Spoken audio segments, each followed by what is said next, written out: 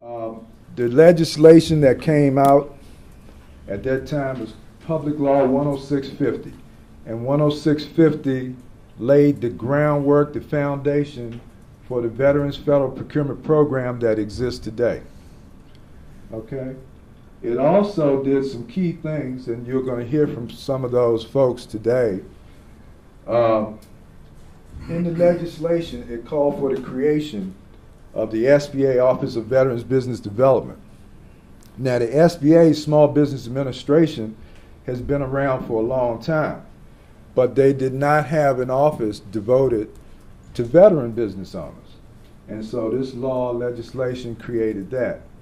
And the gentleman who's going to be here a little while later, Billy Jenkins, is the representative from that office. So we'll hear from him. There was also a National Veterans Business Development Corporation created, a quasi-nonprofit organization which was funded with millions of dollars to set up programs for veteran business owners around the country. It was going pretty good up until about 2 years ago, and it kind of has fizzled out, unfortunately. There's some talk about trying to resurrect it, but we think we may have to just work with the agency programs for now. And there's a new development going on now with the small business development centers, and Patricia will be able to tell us more about that. There's also was created under the Department of Veterans Affairs. They have an office called the Center for Veterans Enterprise. The Center for Veterans Enterprise. And Linda, when she does her presentation, she'll talk a little bit more about that center, how to connect with them, and some of the things they're supposed to do. But this was created as a part of the program. There's some financial assistance programs going on to assist veteran business owners. There's a Hub Zone program. There's an 8A minority program. Right? How many of you are aware of some of these programs? Because we have some contractors in the room now, right? Okay. So they have these other preference programs. And when they came with the veterans program, a lot of the contracting officers started making excuses and saying, well, you give us another program to try to, meet the goals, and we still already have these other programs. And the other programs, by the way, have mandatory requirements, and the veterans program is only a goal. Okay? So we heard that for a couple of years, and we went back and forth on that issue, and finally we were able to push forth some language that Congress took that language and crafted it into legislation and came up with Public Law 108-183. And what that did was made the veterans program mandatory, so that now it's a mandatory requirement that federal agencies and large primes do a minimum of 3%. So it's no longer just a goal, it's a mandatory requirement. Okay? Well, we got the mandatory requirement going, and believe it or not, agencies still were not able to get to the 3%, still dragging their feet and coming up with excuses. So we were able to continue in our advocacy role. And again, when I say we, I'm referring to our task force. And by the way, the task force is also comprised of veteran business owners from around the country. Okay, so whoever wants to sign on and say, yeah, I want to be a part of it, I want to support the effort, sign you up. Anyway, we had to get a presidential executive order, 13360, to direct agencies to carry out the law under 108-183. Okay, you got to push, push, push. But that's how it has to be sometimes. Anyway, this was working pretty good for a while, from 04 to about 06.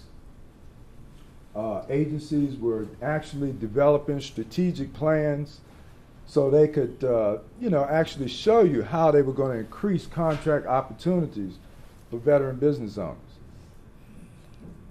And some agencies were making or surpassing the 3% minimum requirement. That 3%, we always refer to it as a minimum. They don't have to just get to 3% and stop. They should try to go further. And then also, all of the federal agencies, all of the major federal agencies are required, and all of the large prime corporations. So as that was beginning to evolve and take root with all of the agencies, we felt like still more was needed. And we began to push on for more legislation and a program that would still boost the numbers of contract opportunities for veterans. And so we ended up with another piece of legislation. We refer to it by number, 109-461. This is specifically targeted to the Department of Veterans Affairs. And again, I'm not going to go in depth on it because Linda's here, and I'm sure she'll talk about how that legislation affects doing business with the VA. But just so you'll understand that the VA probably has, well, not probably, it does have the strongest program for doing business with veteran business owners under this piece of legislation, 109-461. There's a priority within the VA to do business with service-disabled veteran business owners first, and then veteran business owners, and then down the line to those other groups. So this is good. And the VA has made their numbers there at 11-12% with veteran service-disabled vets. So the program is working. There are some issues with the verification process because in order to do business, you've got to register with the VA. You have to be verified by the Center for Veterans Enterprise, verified as a veteran business owner to ensure that the veteran has the majority ownership, and also to ensure that you have management and control of the company and are participating in the day-to-day operations.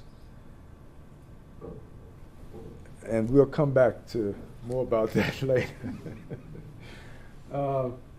Anyway, there was a big thing we kept going through for years and years and years about in the legislation, in the other pieces of legislation I just showed you, it tells contracting officers that they may set aside. Like I said, it's a mandatory program, but even though it's mandatory, they put this one word in there, may, M-A-Y, in the legislation, and it says that you may set aside contracts for service-disabled vets. So before you put it out to the other groups, you may set it aside for service-disabled veterans. Well, when it first came out, we felt like this allowed, remember I told you the other programs had requirements also. With the use of the word may, we felt like this gave contracting officers the latitude to, if I choose I want to support veteran business owners, now I may do that.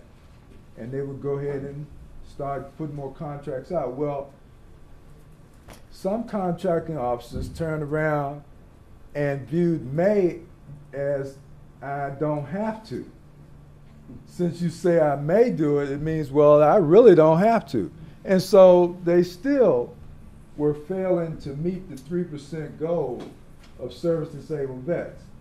So we started pushing that the word may be changed to shall, saying, okay, maybe that'll do the trick. Well, we lost that battle. It came up for a vote on Congress on the Hill last year around November, December. And some of the proponents were able to change because, see, in the Hub Zone, you familiar with this Hub Zone program, some of you? Hub Zone is a program for businesses that set up their company principal office in underdeveloped economic zone. Somewhere in your city or state, there are areas that are underdeveloped according to the census tract. Okay, and if you set up a principal office in that zone and apply for the hub zone program, go through the application process, if you're approved, then you're considered a hub zone company. Okay? And in the hub zone statute, the legislation governing that program, it directed contracting officers that they shall set aside contracts for hub zone companies. And so that's why there became a conflict a few years ago between whether they shall do the hub zone and they may do the veterans. So we said, well, just change everything to shall, so you shall do them all. Okay? And like I said, we kind of lost the battle on that one. And instead of changing it to shall, you know what they did? They changed them all to may. So you know what's going on right now. Now you got contracting officers now saying, well, we may not have to do any of them. That's funny how people view things, but that word can be viewed two different ways. There's another piece going on at the top of the chain where you've got these small business preference programs, Hub Zone, Women, Service Disabled Vet, 8A minorities, small and disadvantaged. You got 6 or 7 key small business preference programs. Then there's also was the total small business, like whatever you are, you're still in the small business category.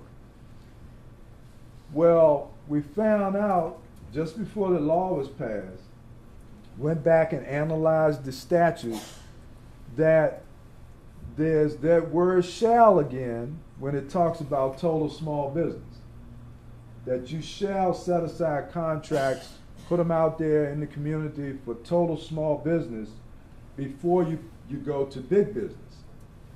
And so now, again, some contracting officers say, well, I don't necessarily have to set it aside for veterans. I can just put it out for all small business and all y'all compete for it. So you got a little bit of that going on. And Billy Jenkins and Linda, they'll talk more about how that impacts their programs directly. And again, this is vetbiz.gov and how you get into the database to register your company and request verification as a veteran business owner. And I'm sure, again, Linda will talk more about how that process works. Some of the acronyms, I've been mentioning some of them. Service Disabled Veteran-Owned Business. So you'll start seeing, if you haven't already, SDVO, SB, Service Disabled Veteran-Owned Small Business. You see that up there?